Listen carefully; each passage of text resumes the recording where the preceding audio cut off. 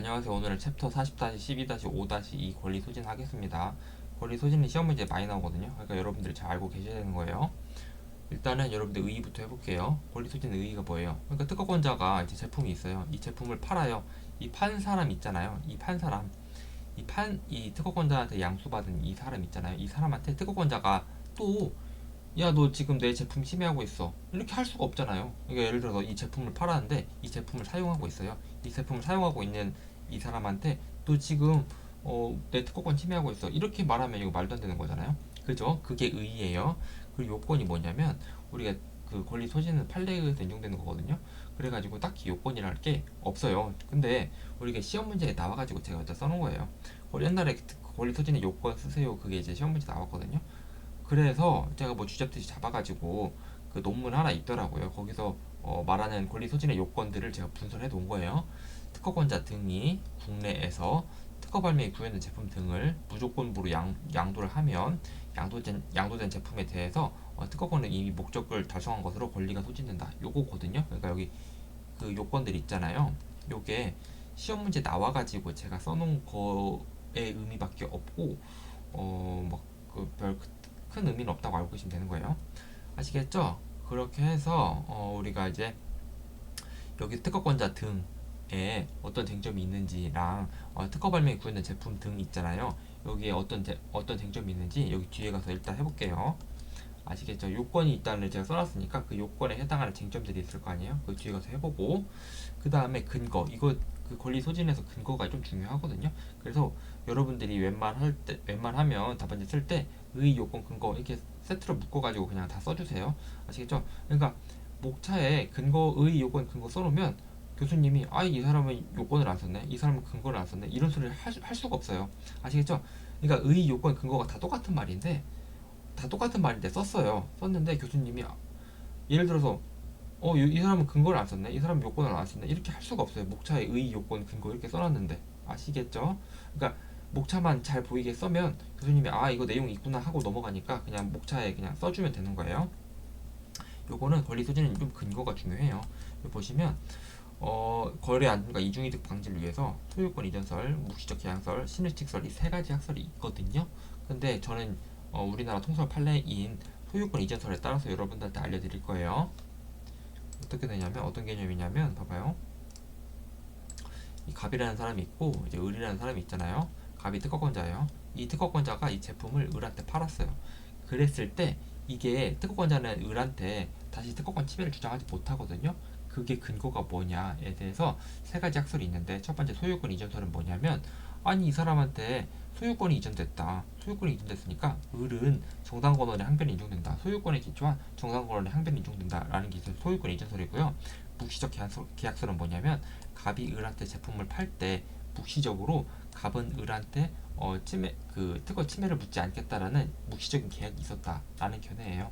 아시겠죠? 그다음 신의 칙설은 뭐냐면 갑이랑 을이랑 계약을 했는데 아니 이제 너무한다. 갑이 물건 팔아놓고 을한테 침해 주장하는 거는 이건 신의 측에 바란다. 이게 세 가지 학설이 있거든요. 아시겠죠? 저는 소유권 이전설에 따라서 여러분들한테 알려드릴게요. 여러분들한테 이 근거에 따라서 그 권리 소진의 인정 범위도 나뉘어요. 소유권 이전설은 우리가 생산접근법에 따르고요. 신책설은 지금 소진접근법에 따르거든요. 아시겠죠? 한번 봐봐요. 생산접근법이 뭐냐면 봐봐요.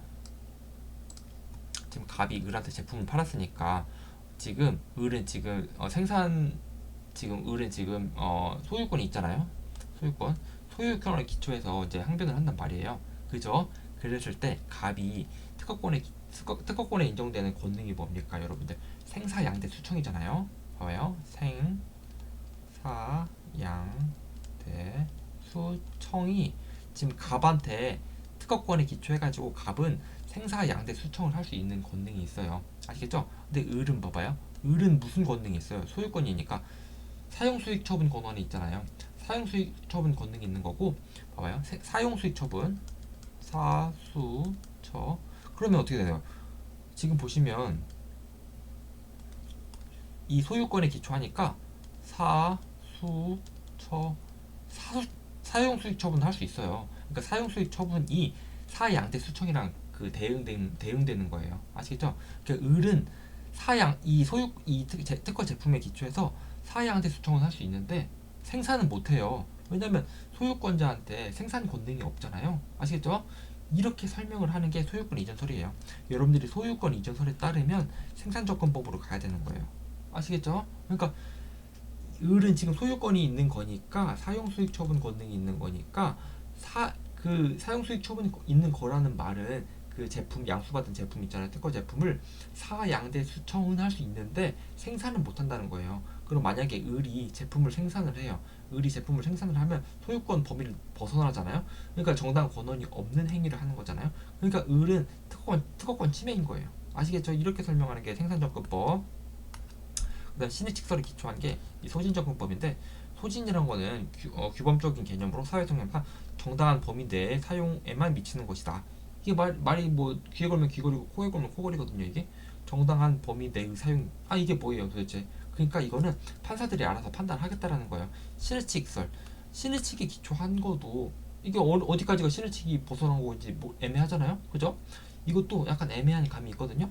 그러니까 정당한 범위 내의 사용에 해당하는지 안 해당하는지 판사들이 알아서 판단하겠다라는 게 이제 소진접근법이에요. 아시겠죠? 저는 여러분들한테 뭘 알려드린다고요? 소유권 이전설에 기초한 생산접근법. 요게 이제 우리나라 판례예요. 아시겠죠? 요 판례 한번 봐볼게요. 2017-1001 판례. 역시 중요한 거니까 보시면 일단은 판결 요지 한번 읽어볼게요. 방법 발명 제품을 적법하게 양수한 양수인이 이를 수리하거나 소모품 내지 부품 교체하는 경우에 그로 인해 원래 제품의 동일성을 해야 할 정도에 이르는 경우에는 실질적으로 생산행위에 이르는 것과 마찬가지로 특허권 침해한 것으로 봐야 된다. 그러니까 여기서도 마찬가지로 생산인지 아닌지를 눈에 불을 켜고 본 다음에 소진인지 아닌지를 따지는 거거든요. 요게 생산정권법이에요. 아시겠죠? 그러니까 소유권 이전설에 기초해가지고 생산이면 소유권 권능을 벗어나는 거니까 특허권 침해다. 그 논리예요. 됐죠? 그리고 여기서 보시면 이것도 뒤에 설명해 드릴게요. 제3자가 업으로서 그러한 소모품 내지 부품을 생산 양도 대여 또는 수입하는 경우에는 간접 침해가 성립하면 변론으로 하고 특별한 사정이 없는 한 양수인이 그러한 수리 행위나 부품 교체 행위가 방법 발명의 특허권을 직접 또는 간접적으로 침해한 것으로 볼 수 없다. 이게 뭔 말이냐? 한번 봐볼게요. 여기 보시면 또 동일성을 해야 하는지 여부는 제품의 성질, 이용 형태, 특허법 규정 취지. 그러니까 뭐 알아서 좋게 판단해라. 뭐 그 말이에요. 한번 이 판례 한번 봐볼게요. 이 판례가 이 판례거든요. 지금 갑이 방법 발명에 대해서 특허 등록 받았어요. 그 다음에 지금 통실어 계약을 이거 윈젠이랑 계약을 체결하고, 그러니까 윈젠이 양도를 해도 그 권리 소진되는 거예요. 아시겠죠? 그 윈젠이 양도를 해도 권리 소진되는 거예요. 왜냐면 이제 통상실시권자니까.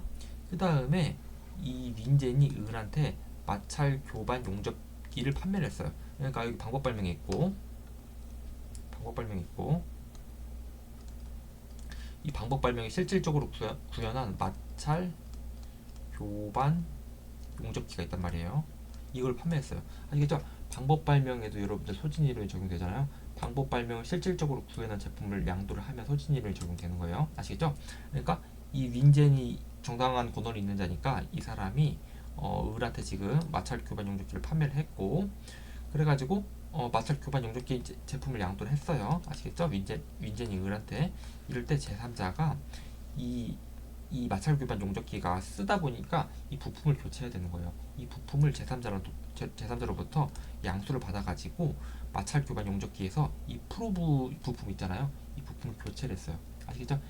요런 사실관계거든요. 그랬을 때 이 갑이 이 을한테 침해를 이유로 손해배상 청구를 하는 거예요. 아시겠죠? 요런 상황에서 여러분들 봐봐요. 일단은 방법 발명에 대해서 소진 이론이 적용이 됩니다. 방법 발명에 대해 소진 이론이 적용되는데 방법 발명을 실질적으로 구현한 제품을 양도를 하면 소진 이론이 적용되는 거거든요. 그러니까 지금 을은 정당한 권한이 있어요. 소진 이론이 적용되니까 갑한테 대항할 수 있어요. 아시겠죠? 그런데 제3자가 을한테 프로브를 판매를 했잖아요. 이 프로브를 판매해가지고 마찰 교반 용접기에서 지금 이 프로브 있잖아요. 프로브를 교체했어요. 마찰 교반 용접기에서 프로브 교체한 거, 요게 여러분들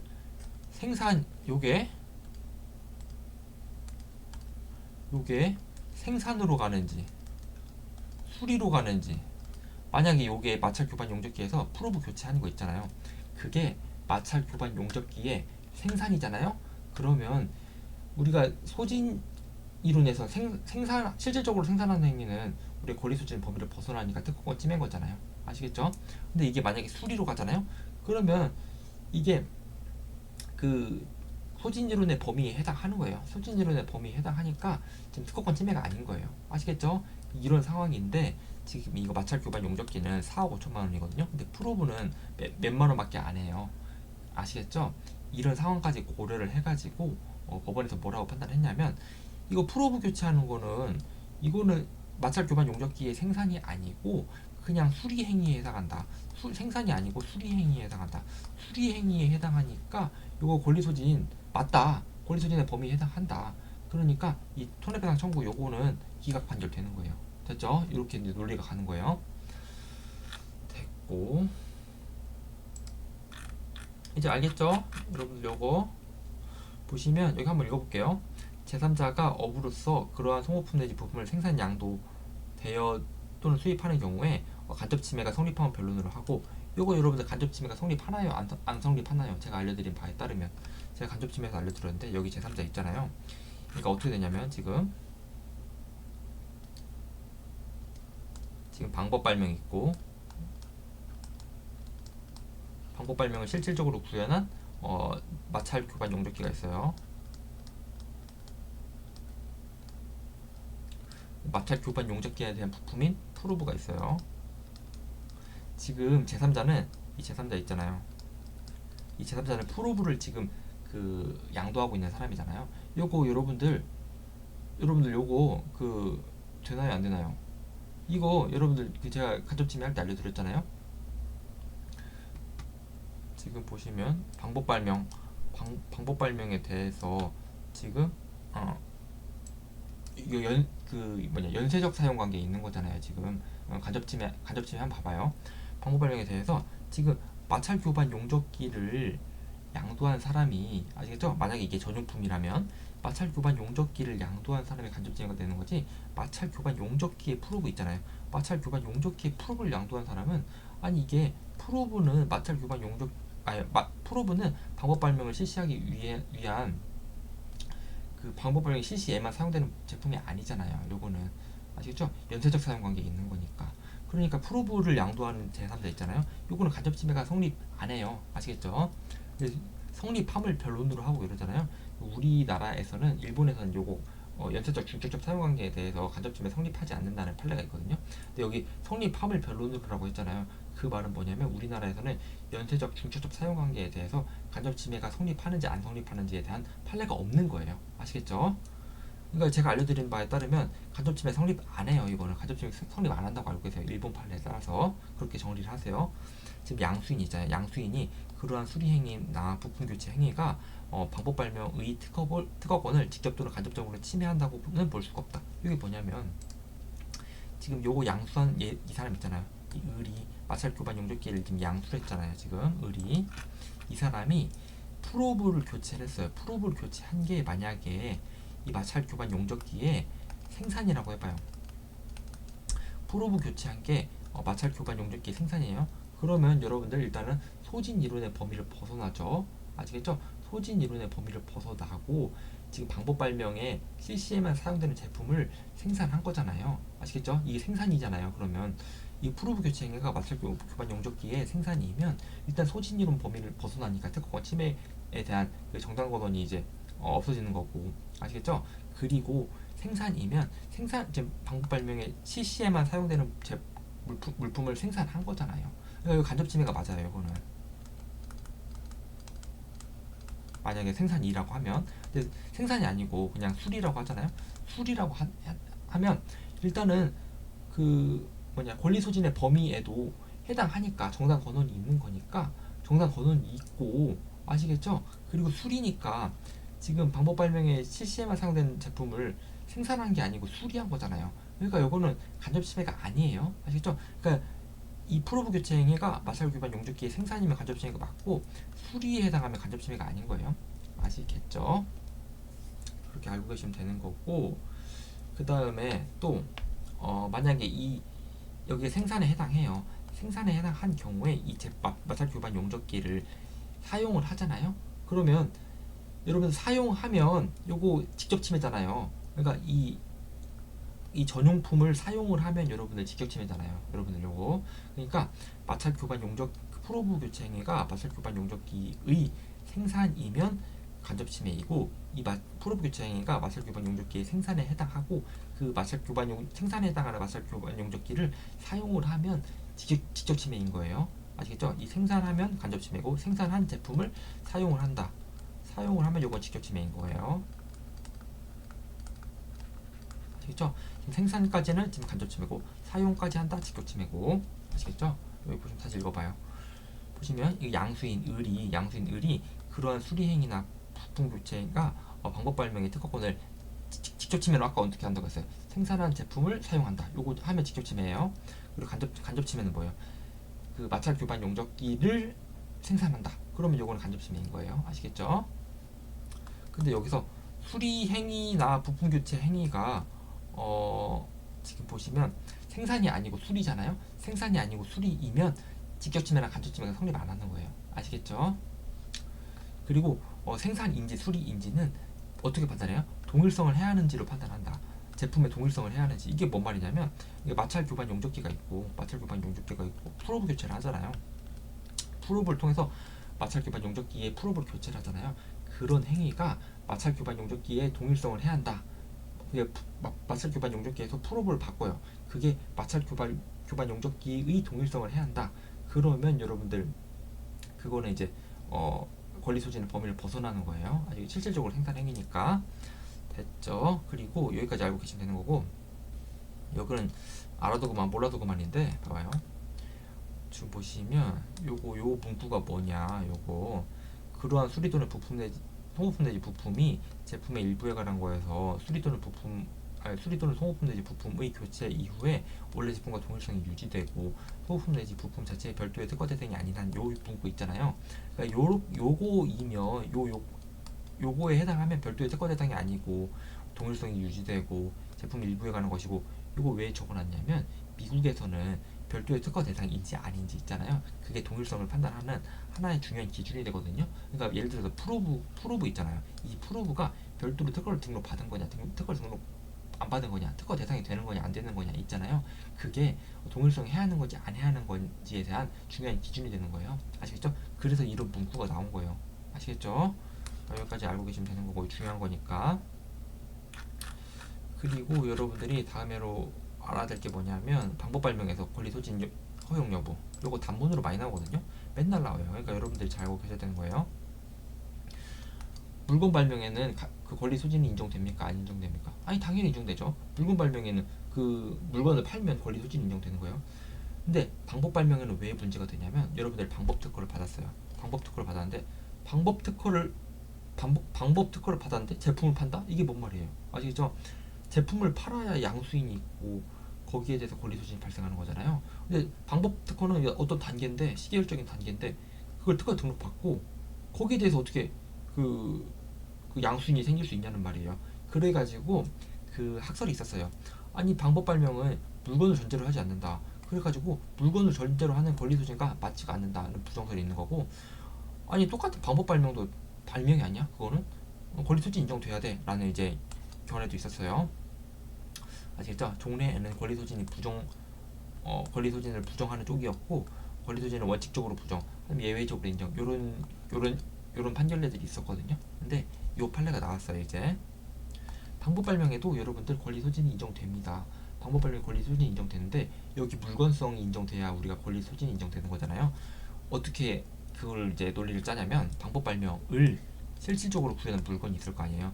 방법 발명을 실질적으로 구현한 물건을 판매를 하면, 이 방법 발명을 실질적으로 구현한 물건을 양수받은 사람은 특허권자에 대해서 정당 권한이 인정됩니다. 이렇게 방법 발명을 실질적으로 구현한 제품에 한정해서 우리가 이제 권리 소진을 인정하는 거예요. 됐죠? 이렇게 하면 논리가 맞잖아요. 됐죠? 그 다음에 이 검토도 다 판례에서 나온 거니까 여러분들이 다 답안지에 써줘야 되는 거예요. 첫 번째, 이 방법 발명 그 전용품 있잖아요. 방법 발명에 대한 전용품, 방법 발명이 실시에만 사용되는 물건, 그거는 그 간접 침해에 따라서 특허권자가 사실상 독점하고 있거든요. 아시겠죠? 방법 발명에 대해서 구현된 물건이 있다는 거예요. 이 전용품은 방법 발명에 대한 특허권자가 사실상 독점하니까 이 물건성이 인정되잖아요. 이 전용품의 물건은 됐죠. 요거 그러니까 이 말이에요. 아시겠죠? 방법 발명이라고 하더라도 물건성이 인정되는 어떤 제품이 있다. 그 말이에요. 됐죠? 그 다음에 이 방법 발명을 권리 소진에서 제외할 합리적인 이유가 없다. 요거 여러분 법 좀 써주고 우리가 이제 발명을 물건 발명, 제법 발명, 이제 방법 발명 이렇게 나누고 있는데 아니 다 인정되는데 방법 발명만 제외한다고 말도 안 된다. 라고 하면서 이게 뭔 말이냐면 우리가 종래에 물건 발명에 대해서 권리 소진 인정되는가? 아 이거 당연히 인정된다. 제법 발명에 대해서 권리 소진 인정되는가? 아 당연히 인정된다. 제법 발명에 의해서 만들어진 물건에 대해서 권리 소진 인정된다. 그랬거든요. 근데 방법 발명에 대해서는 이게 논란이 있는 거예요. 이 종래에서는. 아시겠죠? 근데 말도 안 되는 게 제법 발명이 방법 발명 안에 있는 거잖아요. 방법 발명 안에 제법 발명이 있는 거잖아요. 아시겠죠? 제법 발명에는 당연히 권리 소진 인정된다고 하면서 방법 발명에는 논란이 있다고 하는 게 이제 말도 안 되잖아요. 아시겠죠? 그러니까 여기에 대해서 이제 그 반론을 제기하는 거예요. 아니 보시면 물건 발명이나 제법 발명에 대해서 그 다 권리 소진 인정되는데 방법 발명만 제외한다고 이거 말도 안 된다. 이 논리예요. 됐죠? 그리고 만약에 방법 발명만 우리가 이제 권리 소진의 대상에서 제외한다면 특허권자는 청구항에 방법 발명을 삽입한다. 그러니까 만약에 방법 발명만 권리 소진 인정된다면 우리가 이제 청구항에 방법 발명 다 넣을 거예요. 아마 변리사들이. 아시겠죠? 그러니까 그런 걸 방지하기 위해서 여기 타당하다라는 거고 그 다음에 우리가 이제 다시 올라가서 권리소진의 요건 중에서 우리가 특허권자 등이랑 특허 발명이 구현된 제품이 있었잖아요. 특허권자 등이 국내에서 특허 발명이 구현된 제품을 양도를 해야 우리 권리소진 인정되잖아요. 여기 한번 해볼게요. 특허권자 등 특허권자 등의 이게 특허권자 등이니까 특허권자 뭐 실시권자 다 포함되는 거거든요. 특허권자 등의 의사에 반하지 않아야 된다고 알고 계시면 되는 거예요. 이게 막 교수님이 막 그 논문을 쓰거나 그런 건 아니고 제가 분류를 할 때 그냥 그 자의적으로 분류한 거긴 하거든요. 그러니까 특허권자의 의사에 반하면 권리 소진 인정되지 않지만 특허권자의 의사에 반하지 않으면 권리 소진이 인정된다고 그렇게 정리를 하면 깔끔하게 정리가 돼요. 아시겠죠? 근데 그 특허권자의 의사에 반하는지 안 반하는지 애매하면 그때그때 달라요. 판사님이 알아서 판단할게. 그렇게 이제 판단하는 거고. 봐볼게요. 이제 그 방법 발명이 특허가 공유인 경우 봐봐요. 방법 발명이 특허인데 공유예요. 갑이 있고 을이 있어요. 근데 지금 방법 발명에 대해서도 우리가 권리 소진 인정되잖아요. 이 을이 이 방법 발명을 실질적으로 구현한 제품을 지금 병한테 양도를 했어요. 그죠? 이랬을 때 만약에 을이 갑이 동의 없이 병한테 양도를 한 거란 말이에요. 그러면 여기에 대해서 권리 소진 인정된다고 하잖아요. 그러면 이 병은 이 방법 발명이 실질적으로 구현된 제품을 실시를 할 수 있잖아요. 그죠? 왜냐하면 정당권은 인정되니까 병한테는 권리 소진이라는 정당권은 인정되니까. 근데 그렇게 하면 어떻게 되냐면 우리가 그 특허권을 공유를 할 때는 알겠죠? 다른 공유자의 동의를 받아야 실시권 설정을 할 수 있거든요. 근데 그러면 이 실시권 설정한 결과가 돼버리잖아요. 을은 이 제품을 병한테 양도를 하면서 병은 이 제품을 실시할 수 있는 권리가 이제 부여가 되니까 실시권을 설정한 거랑 비슷하게 된단 말이에요. 그러면 을은 갑의 동의 없이 병한테 이 제품을 양도를 하면서 실시권을 설정을 한 거거든요. 실시권을 설정한 거랑 똑같이 되거든요. 아시겠죠? 그러니까 이거는 99조 사항에 따른 우리가 특허권을 공유할 때는 다른 공유자의 동의를 받아야 된다는 99조 사항이 있잖아요. 특허권을 공유할 때 다른 공유자의 동의를 받아야 실시권을 설정할 수 있다는 99조 사항을 회피하게 되는 결과가 되는 거예요. 그러니까 봐봐요. 특허권을 공유를 할 때는 보시면 다른 공유자가 그 물건 양도에 대해서 동의한 바가 없다면 을이 제품을 양도할 때 갑이 동의한 바가 없다면 권리 소진되지 않는다. 왜냐하면 이게 99조 사항 때문에 그런 거예요. 다른 공유자의 동의를 받지 않고 실시권을 설정할 수 있게 돼버리잖아요. 이 99조 사항을 회피해가지고. 그러니까 이렇게 하면 안 된다. 그러니까 권리 소진 안 된다. 갑의 동의가 없으면 권리 소진 안 된다. 그 말이에요. 그 다음에 계약 범위 넘어서 양도. 이것도 시험 문제 나온 거거든요. 봐봐요. 만약에 이제 계약을 했어요. 지금 갑이 특허권자고 지금 을이랑 계약을 했단 말이에요. 실시권 계약을 했어요. 그 갑이랑 을이랑 실시권 계약을 뭐라고 했냐면, 야, 을아, 너는 서울에서만 써.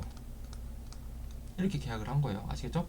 그 을도 정당 권한이 있는 자니까 을이 이 실시권에 기초해가지고 제품을 팔잖아요. 그럼 그 제품을 양수받은 사람은 권리가 소진되거든요. 그죠? 아니, 그 양수받은 사람 권리 소진의 항변이 인정되거든요. 그죠? 을한테 제품을 양수받은 사람도 권리 소진이 인정돼요. 그런데 어떤 경우가 문제가 되냐면, 갑이랑 을이랑 계약으로 을아 너는 서울에서만 팔아 라고 이제 갑이랑 을이랑 계약을 했어요. 아시겠죠? 근데 만약에 을이 부산에서 판 거예요. 을이 부산에서 팔았어요. 그랬을 때는 을한테 부산에서 산 사람 있잖아요. 양수받은 사람. 그 제품을 양수받은 사람은 권리가 소진되냐 안 되냐는 거예요. 아시겠죠? 요거 애매하잖아요. 그러니까 요거 서울에서 팔기로 실시권 계약을 했는데 을이 부산에서 팔았다. 그러면 을로부터 제품을 양수받은 사람은 권리가 소진되는 거냐 안 되는 거냐. 요게 애매하잖아요. 요거 애매한데 판례가 뭐라고 하냐면, 그러니까 판사가 알아서 판단하겠다 그 말이거든요. 봐봐요. 획일적으로 결정할 게 아니라, 그 권리 소진 인정되는 걸 획일적으로 결정할 게 아니라, 부과된 조건이나 제한이 실시권 설정 계약서에 명시된 계약 조건인지 아니면 부수적인 계약 내용인지, 갑이랑 을이랑 계약한 게 부수적인 내용인지 아니면 주된 내용인지 이러고 판단하는 거고, 그 다음에 약정의 성격, 그 다음에 제한, 권리 남용에 해당하는지. 그러니까 갑이 을한테 서울에서만 너 실시를 해, 이게 갑의 권리 남용인지 이것도 검토를 해보는 거고, 구매자 을이 지금 부산에서 팔 때 그걸 양수받은 사람 있잖아요. 그 구매자가 그와 같은 조건이 있는지 없는지. 왜냐면 을이 부산에서 팔 때 그 양수한 사람이, 아니 난 그 조건이 없는 줄 알았지 라고 하면 그 양수받은 사람이 억울하잖아요. 그러니까 재반 사정을 종합적으로 고려해서 알아서 판단하겠다라는 거예요. 아시겠죠? 이거는 판사가 알아서 판단하겠다 그 말인 거예요. 그러니까 권리 소진일 수도 있고 권리 소진 아닐 수도 있다라는 거예요. 아시겠죠? 근데 여기 보시면 이렇게 하시면 되는 거고, 미국에서는 지금 거래 안정을 위해서 조건이 붙었는지와 무관하게 권리가 소진되고요. 왜냐면 거래 안전이 중요한 게 이제 미국이니까. 아시겠죠? 그 다음에 일본에서는 특허권자의 이중이득이 없어서 소진이 적용되지 않을 수 있다는 견해, 뭐 이런 게 있는데, 아무튼 우리 판례는 요겁니다. 판사가 알아서 판단하겠다라는 거예요. 그 다음에 무상양도. 여러분들 무상양도 해도 권리 소진됩니다. 됐죠? 제가 만약에 여러분들한테 뭐 공짜로 제가 특허권자인데요, 한번 홍보차 여러분 한번 써보세요 하면서 제품을 나눠주잖아요. 근데 그 제품을 나눠주잖아요. 그러면 그 양수받은 사람이 사용할 때 그 권리 소진되는 겁니다. 경매, 그냥 제품을 특허권자가 그냥 제품 양도한 거 말고 경매를 통해 가지고 우리가 이제 양수할 수도 있잖아요. 그죠? 그것도 권리 소진됩니다. 됐고, 우리가 특허권자 등 했어요. 그 다음에 특허 발명이 구현된 제품 이거 해볼게요. 이거 우리가 물건 발명, 제법 발명, 방법 발명 있잖아요. 물건 발명은 그냥 그 물건 발명 그거 자체, 그 특허 발명이 구현된 그 물건 있잖아요. 그거를 양도하면 권리 소진되는 거예요. 그죠? 제법 발명은 제법에 의해서 생산된 물건을 양도를 하면 권리 소진되는 거예요. 방법 발명을 실질적으로 구현한 제품에 대해 가지고 양도를 하면 권리 소진되는 거예요. 그죠? 근데 여기서 방법 발명을 실질적으로 구현한 게 뭐냐, 어떻게 판단하냐면요, 타용도, 핵심적인 특징, 비중에 따라 가지고 우리가 이제 실질적으로 구현한 건지 실질적으로 구현하지 않은 건지를 판단하거든요. 봐봐요. 지금 타용도 우리가 그 간접 침해할 때 그 타용도 있잖아요. 그것도 이제 검토를 해보는 거고, 그 다음에 투기한 해결 수단의 기초한 기술의 핵심도 우리가 이제 방법 발명을 실질적으로 구현한 건지를 판단할 때 해보는 거고, 그 다음 비중, 방법 발명일 때 그 방법 발명 전체 공정에서 차지하는 각 요소들을 종합적으로 고려해서 구체적 개별적으로, 그러니까 판사가 알아서 판단하겠다 그거거든요. 아시겠죠? 여기서 타용도는 뭐냐면, 요거 이제 그 우리가 127조 할 때 간접 침해할 때 타용도 판단하는 거랑 똑같아요. 경제적, 상업적, 실용적 다른 용도가 없어야 한다.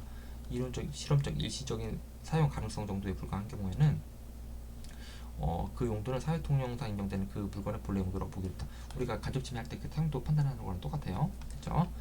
우리가 이렇게 말하면, 아니 여러분 알겠습니다, 알겠는데 변호사님 알겠습니다, 근데 시험 문제 어떻게 풀어요? 여러분들이 그렇게 물어볼 거 아니에요. 시험 문제 방법 발명이 나오고 어떤 물건이 나왔는데 시험 문제 어떻게 푸는 거예요? 라고 물어보신다면 우리가 타용도 핵심적인 특징 비중에 비추어 봐서 우리가 타용도 투교 발명의 기초, 투교한 해결수단에 기초한 기술의 핵심이랑 비중에 기초어 봐서 우리가 방법 발명을 실질적으로 구현하는 건지 구현하지 않는 건지를 판단하는 거잖아요. 그죠? 여기 이제 교수님 이제 교과서에 나온 예들이 있거든요. 요것만 알고 계시면 되는 거예요. 봐봐요. 완전한 전용품. 그러니까 간접 침해에서 그 전용품 있잖아요. 방법 발명에 실시에만 사용되는 물건. 그거를 양도를 하잖아요. 그러면 권리 소진 됩니다. 요거. 즉 방법 발명 있고 방법 발명에 대한 방법 발명 실시에만 사용되는 물건이 있잖아요. 그거는 방법 발명을 실질적으로 구현한 게 맞아요. 타용도에 비추어 봤을 때. 그러니까 이 방법 발명을 실질적으로 구현한 제품인 방법 발명의 실시에만 사용되는 물건을 양도를 하면 권리 소진 되는 거예요. 됐죠? 그 다음에 타용도가 있지만 언제나 방법 발명 실시를 수반하는 경우 간접 침해할 때 전용품이 해당하지 않더라도 이 제품이 있잖아요. 이 제품이 방법 발명 실시에도 사용되고 다른 실시에도 사용이 돼요. 그런데 무조건 언제나 방법 발명 실시를 수반을 하잖아요. 그러면 타용도가 있어도 권리 수준 되는 겁니다. 요거는 방법 발명 실질적으로 구현한 제품이 맞아요. 그리고 요거 또 요거 지금 만약에 A 단계 다음에 B 단계 다음에 C 단계가 있어요. 아시겠죠? 근데 어떤 제품이 이 B 단계의 수행에만 사용되는 전용품이에요. 아시겠죠? 우리 방법 발명은 A, B, C 단계를 포함한 발명인데 이 B 단계의 수행에만 사용되는 물건이 있잖아요. 이 전용품 B 단계의 수행에만 사용되는 이 전용품은 비중에 비추어 봤을 때 이 방법 발명의 비중에 비추어 봤을 때 단계의 비중에 비추어 봤을 때 방법 발명 전체를 실제적으로 구현한 제품이 아니잖아요. 아시겠죠? 그러니까 요거는 권리 소진이 안 되는 거예요. 아시겠죠? 이렇게 알고 계시고 시험 문제는 뭐만 나오냐면 요거만 나와요. 요거 왜냐면 요게 판례가 있거든요. 나머지는 교수님 견해고 판례가 없어요. 그러니까 여러분들 방법 발명 있고 방법 발명의 실시에만 사용되는 물건이 있잖아요. 그거는 무조건 그 뭐냐 방법 발명을 실질적으로 구현한 제품이 맞고 그